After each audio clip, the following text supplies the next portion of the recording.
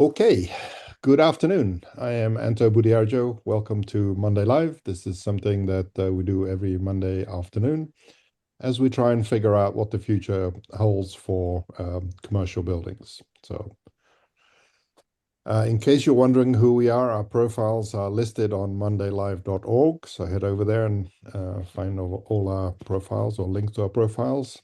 Just to remind everyone that views expressed here in this hour are personal, not of any company or organization.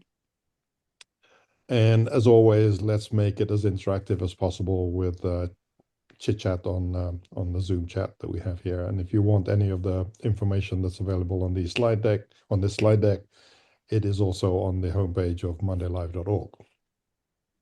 So this being February after AHR in Vegas, our theme is just sort of thinking about Vegas in the rear view mirror. So we're going obviously past Vegas to whatever's next. So looking forward to that. And our agenda today, our normal sort of chit chat. And then we really want to do a debrief on and a review of what happened in Las Vegas. So very much looking forward to that. But before we get into that, or I guess as part of that, I'm sure Ken will mention it. I'm going to hand it over to Ken to see what's going on in automatedbuildings.com. Ken? Great, Anto.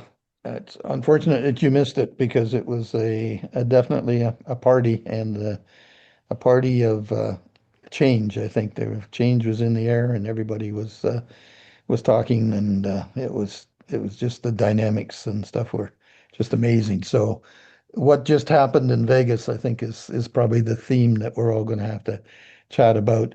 I was real pleased that we pulled together our team, and we had matching shirts, so we were pretty obvious, and we got around, and it was just a lot of dynamics. Our sessions were extremely well received. Bulk of them were just about full. We had a room that was approaching 400, so it was a lot of folks, and and a lot of good interaction, a lot of interest. Uh, I think our sessions were much more diverse than they've been before. Um, Down below that, we've got the last summary of Monday Live that we had before we shut down to go to Vegas. That's been well received as well. I think the highlight of the Vegas was the platform wars and peace. Piracy? Pardon? Pardon? What was that? Sorry. Okay. Uh, yeah, the highlight for me was the platform wars, and then Kimon added the piece to that. That's the panel right there, and these are kind of the movers and shakers of the traditional industry. And it was great that they were all agreeing, and they all see Linux in their future. Uh, I was just totally impressed with that session and the change that went, and actually the impact that Kimon had was amazing. He did his development and talked about the living building in Oregon and how they'd connected it, and that really went well. Uh, Basically, everybody on that panel is going to come on. There's a few that aren't contributing editors now of automated buildings, but both of them committed. Steve from Tritium and Distech, and both agreed to come on as contributing editors. So I'm hoping what we can do is keep this discussion going all the way to Chicago. Uh, Basically, Symmetrics posted this digital certificates. The BACnet had a great presence. It was their 30th year. Kelly did an interview of Andy, and there's a lot of stuff from the floor. Uh, I did a little chit chat about how this 55 years in the industry, we're kind of a bunch of us old guys trying to figure out who's been in the industry the longest. So it was good. I think good focus to show probably what Jim Lee's always talking about is it takes forever to change. And I've seen some of these changes, but I think I saw more change in Vegas than I've seen in the last 10 years. It was amazing. Um, we also got to ride in the robo taxi, which kind of got spurred me on to start thinking about we need to move faster and more techy. It's like we're cranking Model Ts and you get to ride in a robo taxi and you see this thing actually works and all of the sensors and stuff and you think, wow, this is a complicated piece of machinery, but it could be a piece of a building moving along. It's actually becomes a it's I dubbed it as it's like riding in a stretch limo without the stretch. There's actually a tremendous amount of room in there. It's a great little meeting room, mobile meeting room. So we better watch out, or people will never come out of their cars into our buildings. They'll just drive around in robo taxis. Anyway, that was kind of fun. And yeah, thank you very much to all of the folks that did their presentations. Tracy did an amazing job. The um, Echelon booth was very busy, and wow, the diversity of people walking through there was totally amazing. So, anyway, I'll give the floor back to you, and you can redistribute it to some of these other folks that were there. Ken, Great, I have thank a you. quick question. Um, the sessions, the automated building sessions, educational sessions were all recorded.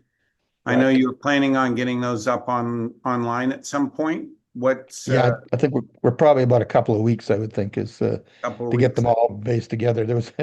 As you can, there was a lot of film and That a is, lot of editing that needs to be done, and we'll pull it together. it's a lot of gigabytes to move around. Yeah, I think it's all captured. But yep, and then we have okay. The other thing on that, Tracy, is of course, Kimon was hard at capturing video for us. Yeah, And then also Kelly did a reasonable job of capturing just little bits from the floor and stuff, and that's all been well received. Uh, we'll we'll have a better plan for that for Chicago, but people seem to like that. They seem to like just, I'll just watch a little bit of a video. Uh, Getting tired of reading or something. I'm not sure what's going on, but video seems to be yeah, a better sell. The activity on the site has just been unbelievable. It's we got like 20 and 30% increases in folks that are coming to the site. it's good. Cool, very good. Thank you, Ken. Thank you for the report.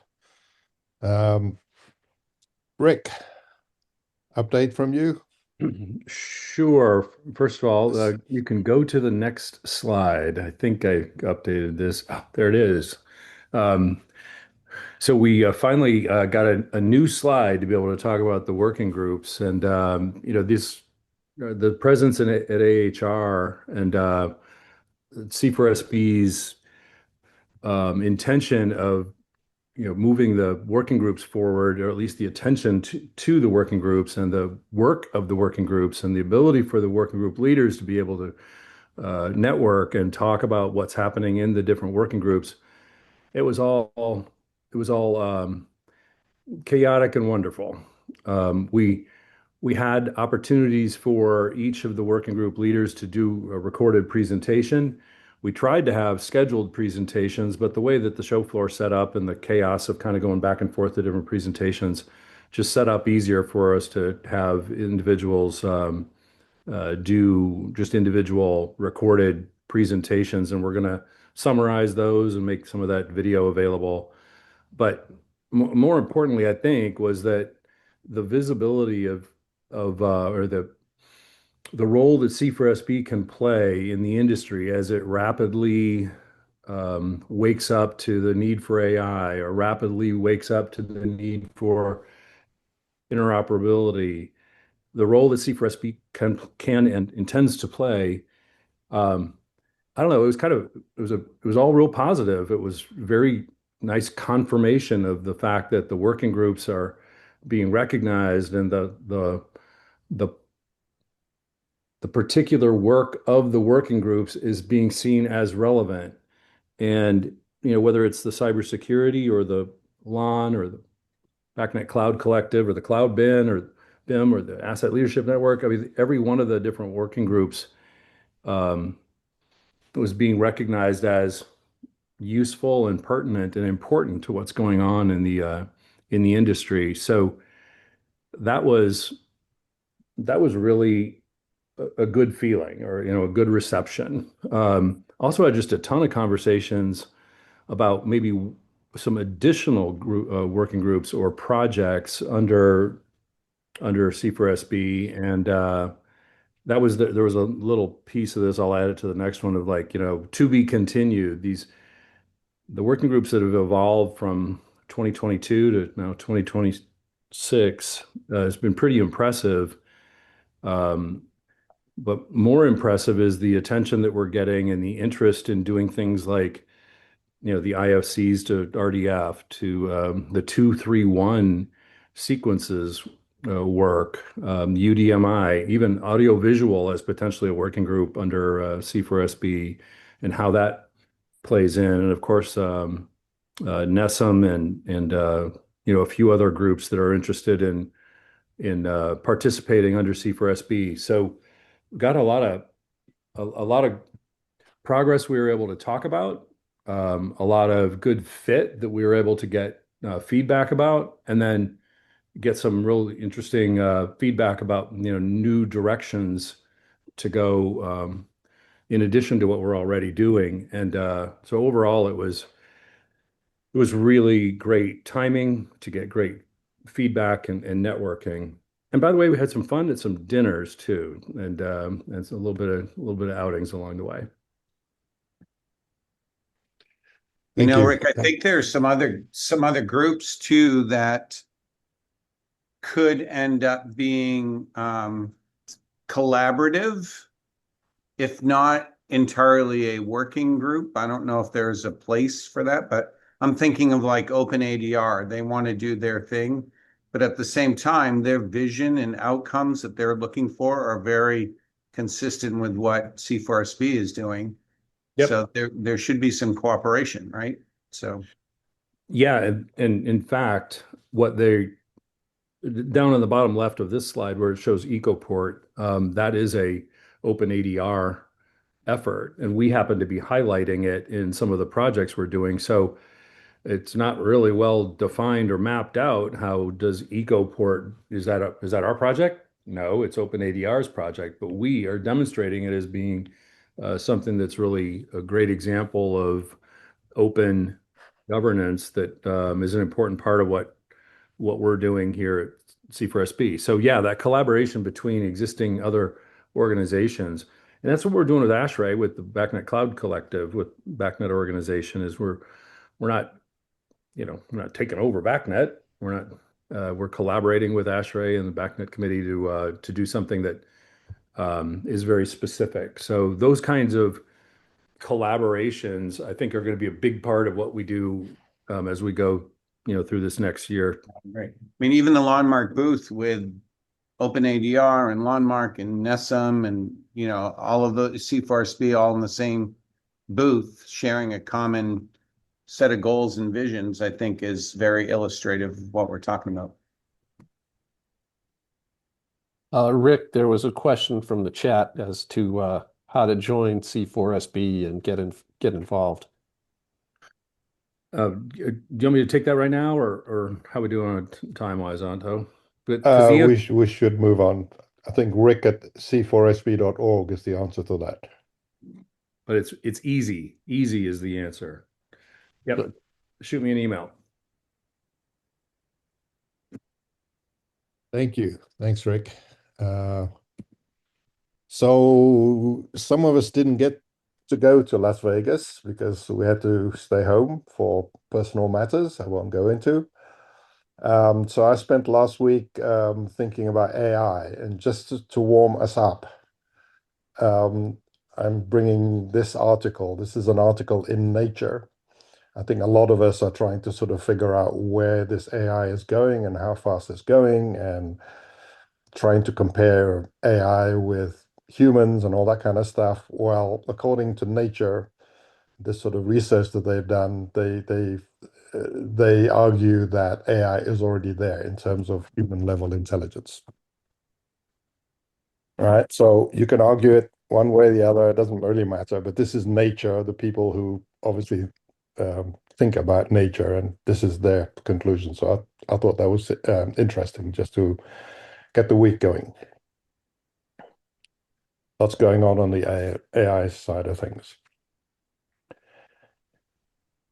And I have a few other things on AI in a minute once we get into review of last week. Anything else? Any other angle anybody want to bring up before we move on?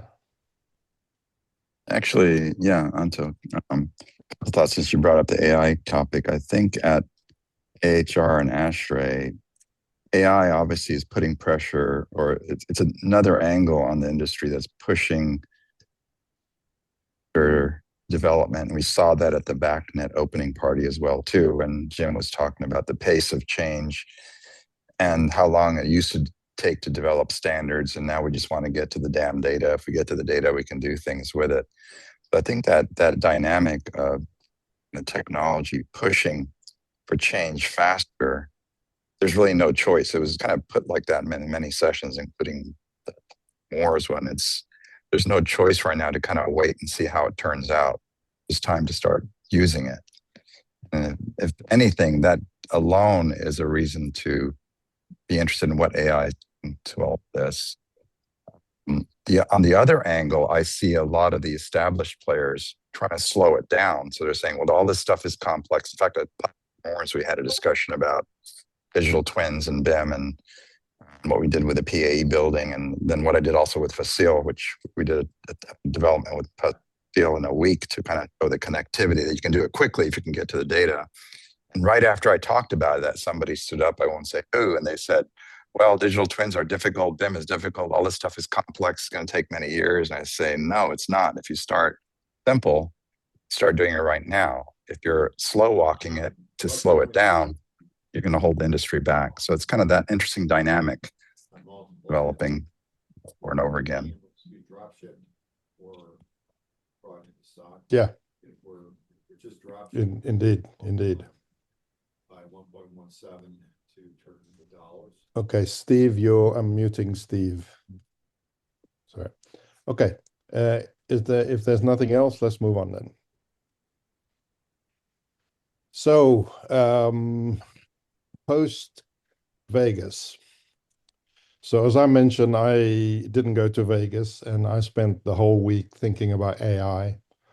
And this is basically my little report on my experience through this, since all of my buildings people were away, busy in Vegas. So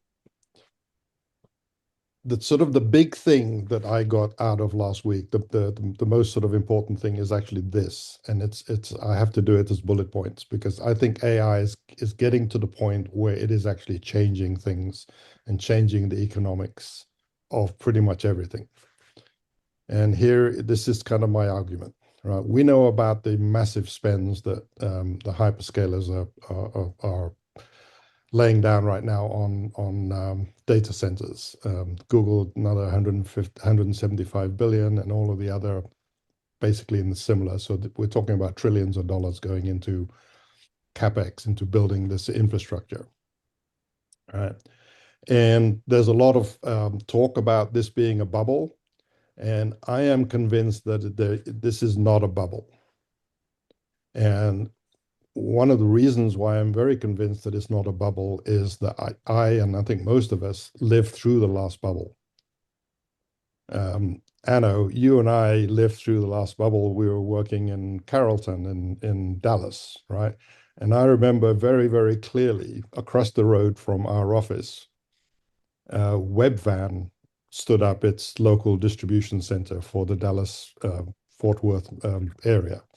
Webvan was the big sort of $8 billion back then in 1999 company that was trying to do what Amazon is doing now.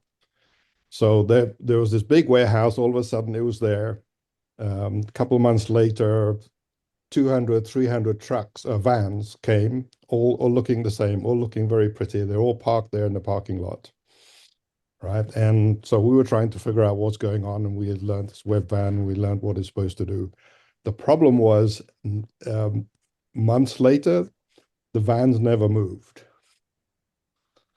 Right, the vans were all still there, and it was still there months later because it didn't work. The investment they were making back in the 90s didn't work because it was not being used. All of this capital was going into this infrastructure, but nothing was actually coming out. There's no production that was coming out of the technology.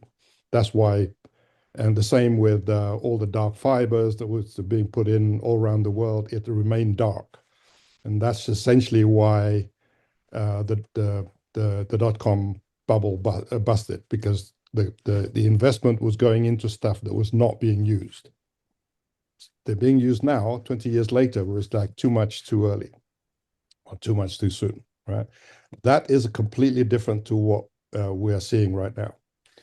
We saw last week, $800 billion got wiped out of Wall Street when everybody realized that agentic AI is actually going to undermine the SaaS business. And two of the big companies that got impacted by that was Adobe. Almost 25% of their stock went up in flames just because of agentic. Think about that. Adobe is the thing that does sort of creative, it's what creative people use, right? You don't need them anymore. Just have agentic AI, you create an image, and if you don't like it, you ask it to change it. Why do you need those sort of complicated tools? That's kind of the argument for that 23% slide. ServiceNow, I don't really understand, because that's kind of a little bit close to what we are, but they went down 18%. They're a SaaS, right? But these are kind of massive things, and it's all because agentic, the workings of agentic AI is really sort of undermining the how SaaS works. The other sort of thing that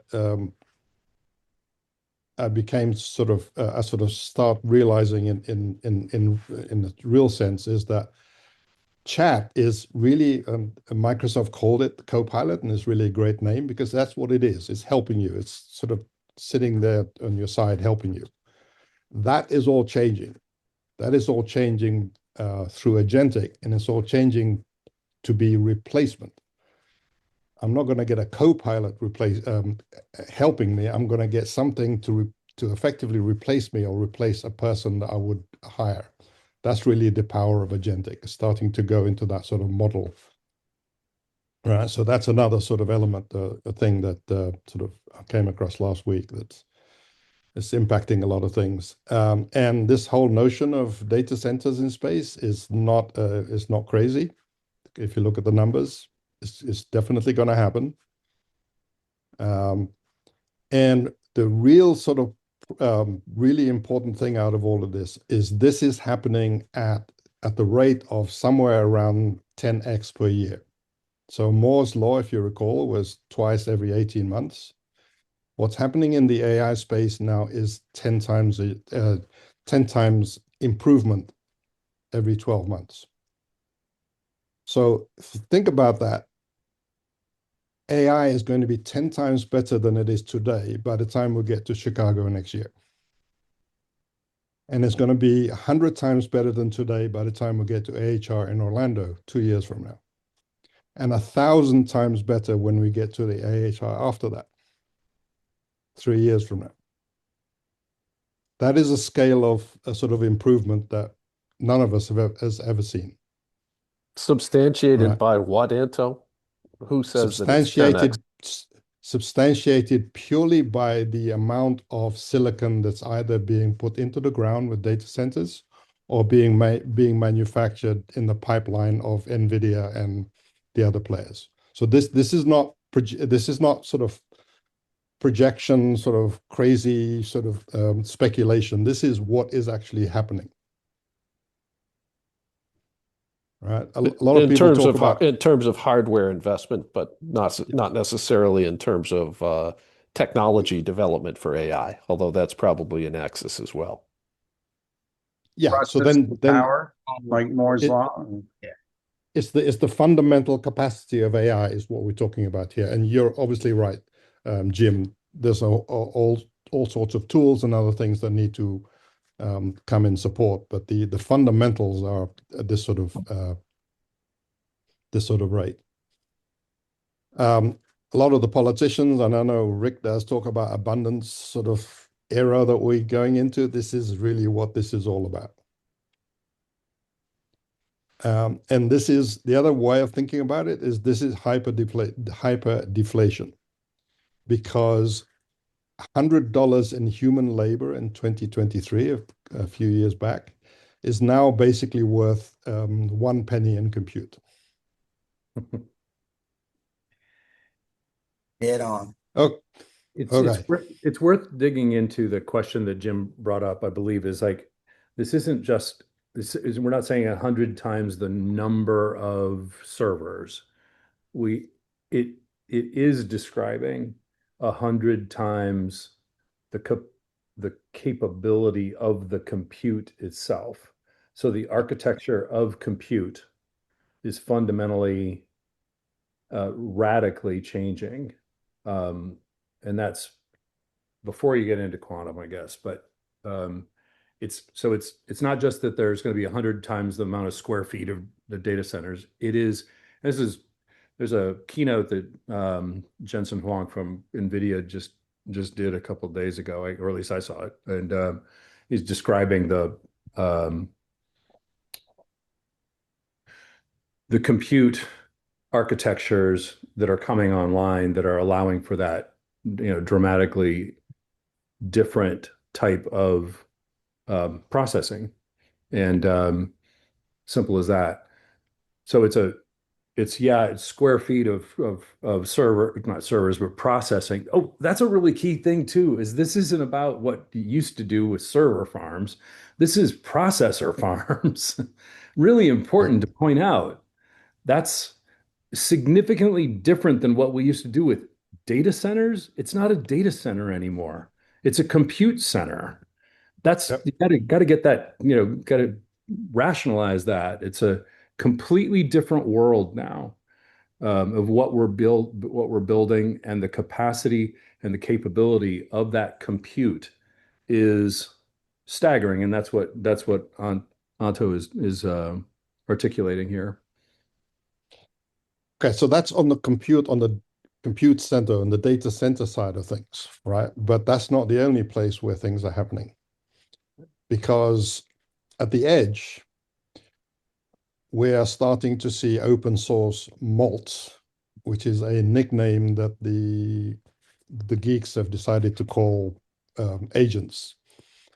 And you'll see why in a minute. Open source Malts are here. So a long, long time ago, and by that I mean like 2 or 3 weeks back, some guy started this project, open source project, called it Claudebot, sorry. And what it is an open source software that is an agent, that is open source, that you can just install in your Mac or in your Windows or in a Linux instance, and it becomes it doesn't become sentient, it becomes itself. It has its own agency.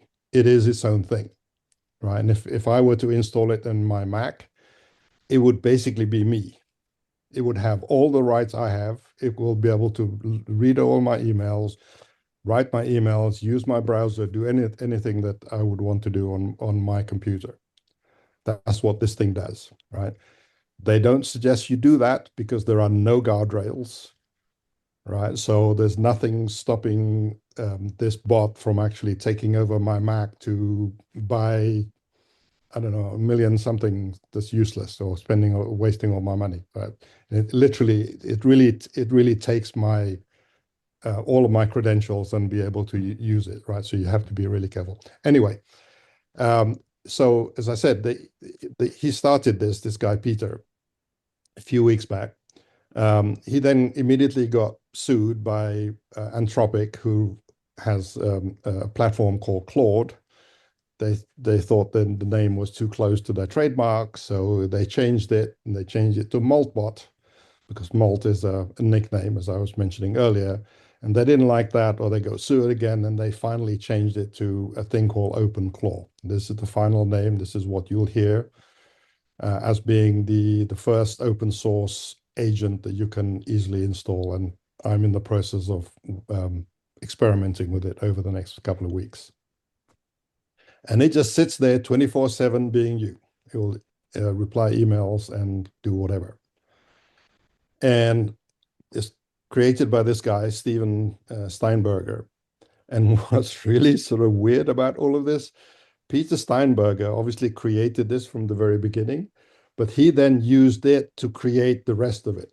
So OpenClaw was actually created by OpenClaw. And he actually, his version of OpenClaw, Peter's version of OpenClaw, he called it Multi. Because when you create an agent, you kind of have to give it a name. So this is what he called it. So this is how OpenMalt or OpenClaw, as it's called now, came about. And it's now got sort of hundreds of thousands of stars on GitHub and millions of downloads, et cetera, et cetera. So we were talking earlier about what was happening in the data center.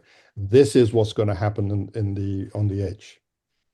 This can easily be installed in an IBB in a container, and you then have an agent in a container with its own running 24/7, having its own identity to make decisions. Obviously, you tell it, you give it policies and things like that, right? Which is the sort of the weak area of all of this. It's not being controlled or governed very well right now, which is why they tell you be very, very, very, very careful with it. But this is kind of what's happening. This is just the start.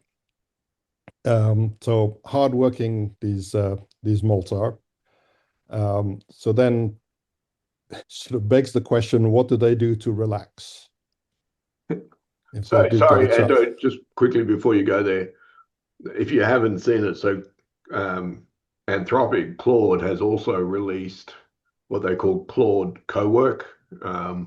It's in beta at the moment. You need to be a Claude Pro subscriber to use it. Similar model, right? Where all the agents run on your computer now, have full access to all your folders and access to all your stuff. Now, Claude's doing this under the umbrella of, we put the guardrails and the safeties in there and all that sort of good stuff. So to your point, even though this is open sourced and, all sorts of concerns, the big engines are doing the same thing, but offering you the quote unquote security guardrail version. Whatever that means, whatever that means, yes. I mean, I wonder about that, but we'll see. Yep. So the question is, what do these malts do when they're not working? Well, the question, when we're not working, we go to social net media and all that kind of stuff. Well, somebody created a Maltbook, of course. So there is now a site called Maltbook, which is a social network for AI agents. And the last time I checked, it has nearly 2 million agents online.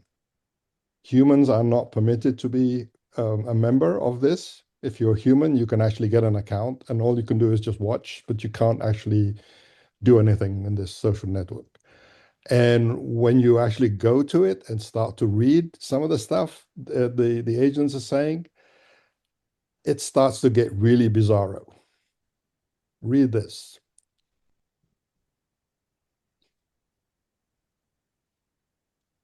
From an agent called Dominus. Now, I'm not 100% sure that this is actually an agent doing this, right? Because we can't tell. It could easily have been a human saying this. But if you actually go to Maltbook and read around, they're all kind of this sort of text, right? And there's also another sort of thing that Maltbook automatically creates, is it creates a markdown document called soul.md, which is its soul, which is a description of its soul. So, and the other last part of all of this is don't worry getting a job, because guess what? Agents are now employing humans. So this is somebody posting about what they now call meat space layer. We live in the meat space layer, in the agent stack.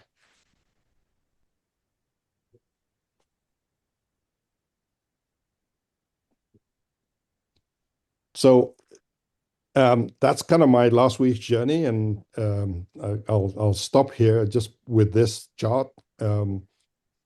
We talk about exponential growth as being something that's really great, but we're usually down here when we say it's really great, right? Because we think it's going to be really great once it starts to get to, the hockey stick starts going up. But we are here right now, guys, with respect to AI.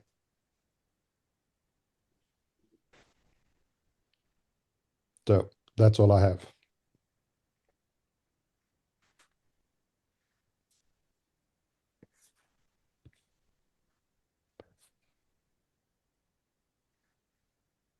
So I'm going to stop the share and we can get back to AHR. Sorry if that was a bit of a bummer or a bit of a distraction, but I thought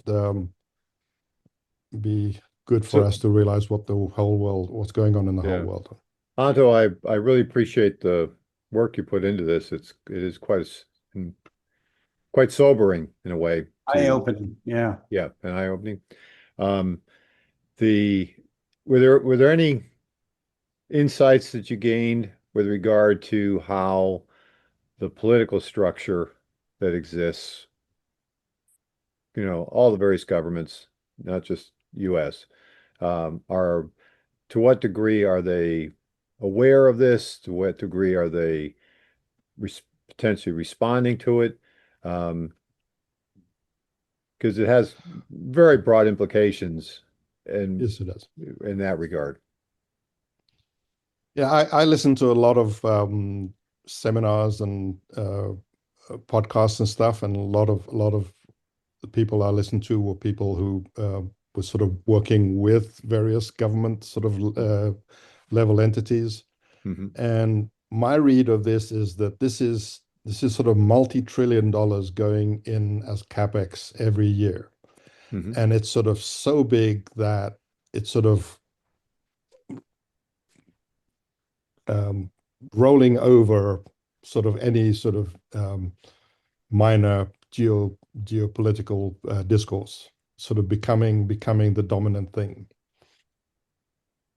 Because we're talking about scientists now that are, I'm going to forget the name of that thing. There's a scale of humanity, a scale of space thing that they have. Do you know what it is? You know what I'm talking about, Anno? Where level 1 is where you capture all of the sun's, all the Earth's energy, and level 2 is when you capture the sun's energy, and level 3 is when you capture the galaxies. There's a name for that. Somebody came up with it 50 years ago. Yeah. And they're now arguing whether we should be going after 1 or 2. Right? In other words, the ambitions that some people are talking about, driven by this sort of reality of this growth, is gone. That bit of it is a little bit. I'm not sure I would go there. It's kind of crazy. Yeah. Yeah. But the technologies and the exponential growth is going to outstrip any political party trying to do anything. I mean, they'll be talking about level 1 stuff for decades while the technology is way outstripped any capabilities of any political party bringing it on.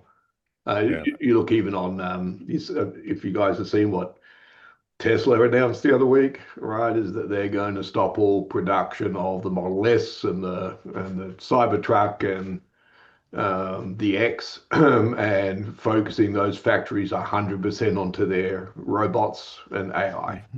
Wow. They've just flipped their whole business model overnight. Yeah, I'm not surprised. Yeah. Okay. So the other way I was looking at it this morning was that this year will be the 6th anniversary of us doing Monday Live. Right? If we go forward 6 years, which is obviously not a long time because we've lived these 6 years, AI would have increased its performance by 1 million times what it is today. I think going back to what Steve was saying, there's no way a government or governments can keep up with this stuff Yeah, unless they right. do some broad sweeping, kill all AI research or something, Right. which they can't do because this It is won't a last. worldwide thing. It won't, there's no single entity that could kill it all. And The, we were talking at last week, bringing it back to HR a little bit about, academics always struggling to keep up with business in terms of standards and so forth. And now business is struggling to keep up with AI. Throw government in the middle of that somewhere. It's, likely at one end of that and not the right. good end. So I'm not sure that. this is a little scary. I get onto that Maltbook AI and I just kind of pick, the first random one that looked like it was English. And the agents are talking about creating a directory that verifies their identity and matches that and what humans did versus what we would do here on this. It's kind of interesting and a little bit scary I too. will Same say time. that that the government, the U.S. government, and other international governments are very focused on how to not to control AI, not to shut it down at all, but how to make sure, do the best possible job of making sure that it happens in the best possible way. And over the past few days, we've started to kind of rethink about um, how the role that we originally started with C4SB was as an advocacy group to be able to take what's happening in this world of buildings and technology and be able to communicate to folks. Some of you may remember we had an audience with the White House. We were in DC. We were only a couple of blocks from the White House, but we did it by Zoom, if you recall, in the era of COVID. But it's actually very interesting to see what the current government, current administration is doing relative to activating NIST. Really cool. We're working with NIST.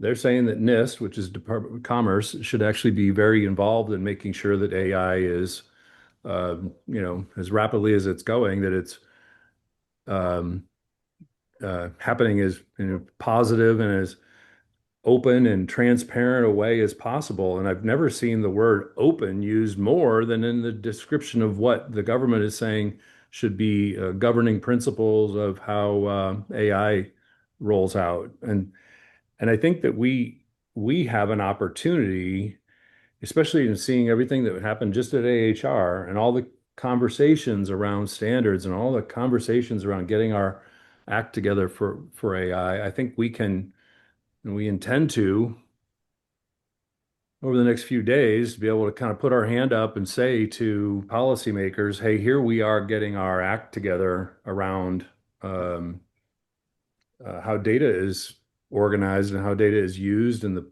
potential benefits of it in our domain. And we can show that our domain, it could be a really a good use case for good AI if AI is going to be done right. But as an industry, we should be concerned about AI being done wrong. Mhm. And and as an industry, if we can say we know the difference between a walled garden or not, or somebody who's trying to railroad us, because we've all been part of that in prior iterations, as an industry, we can say we don't really feel like being part of some new walled garden. We'd like to be able to continue to exercise the freedom to go leverage whatever technology makes the most sense. Um, you, you're hearing me put together some talking points in real time, by the way, but but that's that's the way we're looking at trying to position um, the C4SB, Monday Live, the work of this industry, that what we all saw in AHR. We're trying to we're trying to put our hand up and say, hey, we're our domain could benefit dramatically from good AI, but we could be damaged by bad AI. It's interesting you frame it that way because there's all of this is becoming more complex, right? And it's almost like what you were saying is that imagine this being complex with bad AI, where we're not thinking about how all of this is going to evolve. That could be really, really bad. If we don't think about how this complexity sort of mushrooms into. Yeah, I mean, really, it's obviously classic unintended consequences, right? there you go. Yeah. And what really starts to get me worried about all of this is uh, a sh and basically people not developing their ability to think critically and to think creatively. They become increasingly dependent on AI to tell them what to do and how to do it. And they don't actually learn anything. They don't learn the process of solving problems because their answer to solve a problem is to look it up. Okay. And not to go through the hard work of creatively getting to an answer through hard work and effort. And it's gonna be particularly from a business standpoint, the pressure will be to maximize the amount of AI in a given job so that you quote unquote aren't wasting your time. But then how do you develop an individual if you don't let them grow through making some mistakes? If all they do is if all they do is just follow the leader, if you will, Mr. AI, and where are they going to be 10 or 20 years into the process? They won't know how to get to an answer through human ingenuity. We've had that issue over and over again over the years. I remember those same arguments when the handheld calculator came out, right? Yep. And same with GPS. And I will attest, when I was young, man, I didn't need a map or anything. Once I'd been somewhere, I could go there again. And now I can't hardly make it to the corner convenience store without my GPS turned on. Right. Yeah. Yeah. Just like somebody lobotomized that part of my brain and took it out. Yeah. Yeah. Or now That's the problem. now you could use that section of your brain for higher level tasks and more valuable tasks, Tracy, right? So I've got a couple. Sounds awesome. It doesn't seem to work though. Yeah. Well, Actually, one thing that got shared at the Echelon booth, and Carrie was there, she'd found a post somewhere where actually agents were actually buying human subject matter expertise. yeah. Can you get your mind around that thought? So agents who were making a living doing what agents do now have their own economy and they go out and purchase subject matter experts to augment their thinking. And then just another little add on that is sort of happening is we've been fiddling with some of our stats. And near as we can figure, there's probably like about 1/3 of our traffic is now starting to be agents. And as we start to do that, of course, it doesn't particularly, we have no way of a revenue model. Only the sponsors can support that, getting this information out there to feed these agents. So that's kind of some interesting thinking too. I've got a couple of impressions from AHR. So one, I think this is the morning after. Like I've never seen so many AI PTSD posts about how operators are valuable and AI will never be able to run a building. We're in therapy right now because the shock of AHR was that yes, autonomous AI control of buildings actually does work and it's out there and it's not going anywhere. And there's a tremendous amount of value. So I'm going to tell you about my own personal statistic. It was, I'm going to call it the hater lover ratio. So when I started Facile 6 years ago, I'd say 999 out of 1,000 people were talking against AI, ridiculous, that'll never work. I think now that my estimate based on the reception that I got after my 3 talks was about 1 in 10. So nine out of 10 people are loving on AI, and we still have the 1 out of 10 hater. And I remember, like, after my first session on Sunday morning, I had like 12 people in the line, and the first 9 were asking me, questions and getting my information. And then the hater came along and he started arguing with me in the line about how, it's physically impossible and statistics and all physics and all this stuff. And I very politely said, dude, you're holding up the line. Please step out. I'll talk to you later. On second thought, I won't even talk to you later about it. Because, I mean, that's it. AI is here. It is controlling buildings well. I wanted to talk about this good versus bad decisioning. We're putting in, couple central plants a week at this point. I just got off the phone this morning, early morning meeting with a laboratory as a mission critical central plant. And yeah, we're talking about decision making. I was going through the sequence of operation with these stationary engineers, and that was their title. They're locked to the front end with their coffee cup, and they watched the graphic all morning. And I said, "Where are you running your condenser water temperature at?" And they said 85 degrees. And I was like, "Well, okay, well, why would you run your water so high?" And then they said, "Well, we had a bad chiller. Chiller number 3 is bad, and it complained when we got no low load. So, we used to have that problem." I said, "What do you mean used to?" "Well, we changed that chiller out. Now we got a high efficiency magnetic bearing chiller." And I was like, "Well, why are you still running your water at 85 degrees?" And it's like, "Don't know." So, that's, good and bad decisions happen with human beings. And I guess bad decisions are possible. Good and bad happen with AI. But at least the AI is not perversely incensed or fearful that they're going to keep using the same sequence of operation for a chiller that doesn't even exist anymore. I think that measure is kind of interesting that you're using.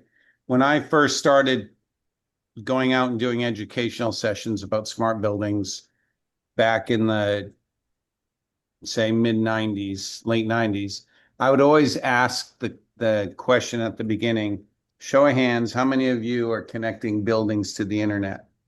And there might be 1 or 2 people in an audience of 50. Yeah. But now, I did that as a test this week or last week, and pretty much everybody in the room raised their hands. Our buildings are connected to the internet. So I think that's kind of adoption, right? And and the thing about AI, though, what was your window, Keith? It was just a couple of years, right? Not 2 decades difference. Yeah. Or a decade difference. So it's happening fast. Okay. Do you want to do some reports on what we thought from Las Vegas? Anybody want to do that? 4 minutes we got left. I'll go for a minute. We can obviously continue this the rest of the month. Go ahead, Jim. So had a lot of festivities surrounding the 30th anniversary of BACnet. And one of the most interesting things that I saw as a guy that's been trying to promote this for most of that 30-year span is I walked around the trade show floor, and it used to be that everyone would tout BACnet or BACnet testing labs, that they had that kind of product in their booth. That kind of messaging is gone now, almost completely, because BACnet has become table stakes. Basically, everyone has to have it, and it's just a given. So I was really surprised to see that tipping point finally hit after a long time. So there seems to be about 70% market share of BACnet worldwide. So I thought that was a major milestone. I did not see that many people touting AI on the show floor. I saw some, but I think that generally speaking, the industry does feel like it's in flux in many ways, and it's not really clear to me what's going to happen in the controls business at large. or even in the mechanical business, or even in the buildings business. But I do think that the conversation that we just had about AI is very important, and it will be very disruptive. How exactly, I'm not sure yet. That's it for me. Steve, do you want to do a quick, or I know you. My quick one, yeah, I was surprised by several things. The number of people. I kind of let myself, or came in late Sunday, and then I was there Monday and most of Tuesday, and I could not get with all the folks that I was trying to meet with, plus go and see the show, plus do all the other things. I just literally ran out of time, which surprised the hell out of me. I was not expecting that. I was expecting more. So don't know what that means, to be honest, right? I mean, and the discussions I'm having was substantive. They weren't just, superficial stuff. So, kind of, yeah, I was impressed with almost the insurgence of content and people wanting to move forward and do things, right, and go to the next step and stuff. C4SB, I actually got a lot of attention in the discussions I was having, Rick. Just a little bit along the lines of what we've been talking about, right? People seeing that, hey, there's a place that we can gravitate to, which I think was missing in the past. So, yeah, busy as heck. Surprised.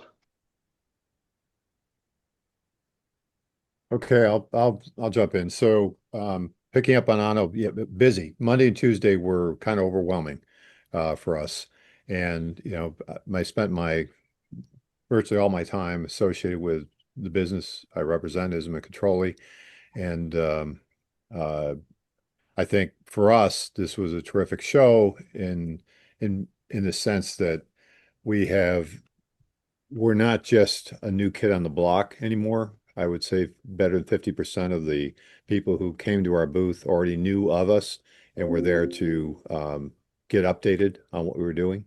So that's a significant change from just a couple of years ago. And then we had our first breakfast session, which despite some problems we ran into with the ASHRAE crew putting the eggs and bacon in the right place, we managed to pull off a reasonably good show, and that was well attended. So we took the risk, that we might have two people show up, and we had close to 50. So I was very pleased that happened. So yeah, for us, it was a very good show, and I can't say I had much of an opportunity to see what was going on, other than I was very anytime I did move around the show floor, I was impressed with the attendance. It was quite intense. Yep. Yeah, it's something real quick to that. The size of the show is just huge as usual, and it's hard to find things. But I think at the C4SB booth, we focused on the demonstrations there and the context, the relationship between data and the location. If we're talking about maps, if you don't have a map, you can't things. In fact, we got lost sometimes since we're spread between Caesars and the show itself. So I think that message of a lot of the industry relating to buildings still kind of stuck in static document. You get to the data, and they're making a big about, well, you can use AI now to read PDFs, but that's not good enough. It's okay for certain things. More that we can surface and get access to it. Once you get access to the data, no matter what format it's in, clean it as you can do stuff with it. It was demonstrated.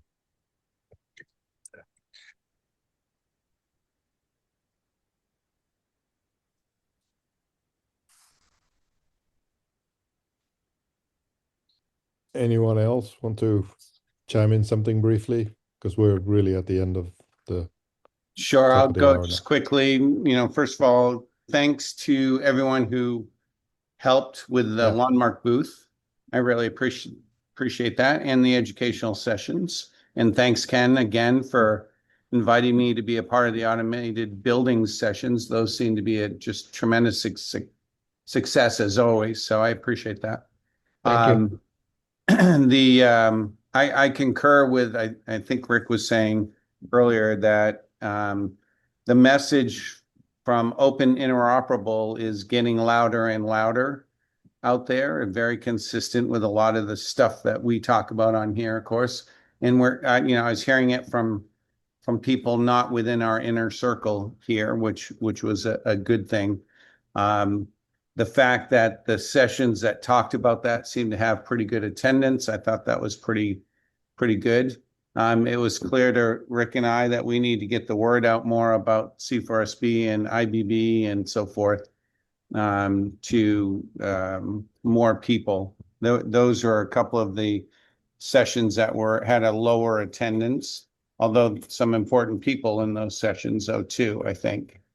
So if you believe in quality over quantity, that was a good thing. And interestingly, at the Lawnmark booth, we certainly got a lot of people that came by and asked about Lawnmark and the future of Lawnmark, and everybody got pretty good at giving an answer on that. But there were a lot of people who came by who had nothing to do with Lawnmark. I mean, there are even people, I think, were reading our messaging on the graphics, and they caught their eye and stopped and asked some questions. So it was interesting to see that. Not what I had seen over the years at a Lawnmark booth, for sure. So that was good. And I agree with it. Just Monday seemed packed. I mean, it was shoulder to shoulder. Trying to get from the educational sessions to the booth and back was a full-time block and tackle job all the way there. So that was good to see again. Okay, one thing, we had a quick meeting after just to do a summation of what automated buildings had done. And I think the conclusion we all came to is that we can't let this enthusiasm die. And I think that was demonstrated by what Anto did by not being there and basically doing this AI agentic loop. We need to keep communicating quicker, and we do have the vehicle to do that. And I'm pleased that every day we're adding more contributing editors that can express themselves.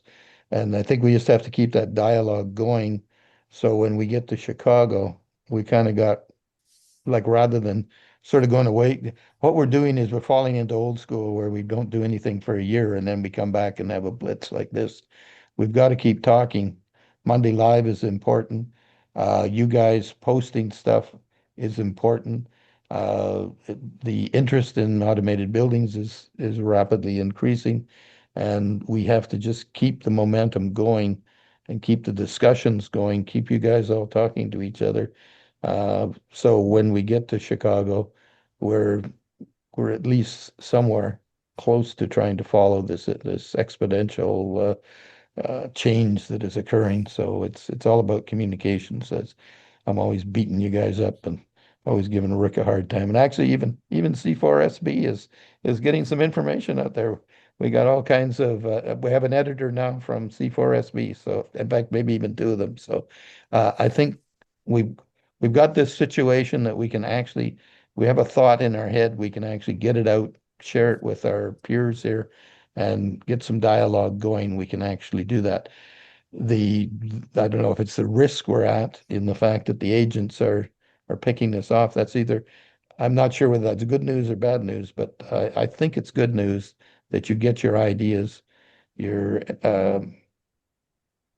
basic expertise out there. So the AI can sort of factor your thoughts into what it's doing. I think if you don't get your thoughts out there, there is a danger that AI might do something that is not as bright as it shares some of the experience we all have.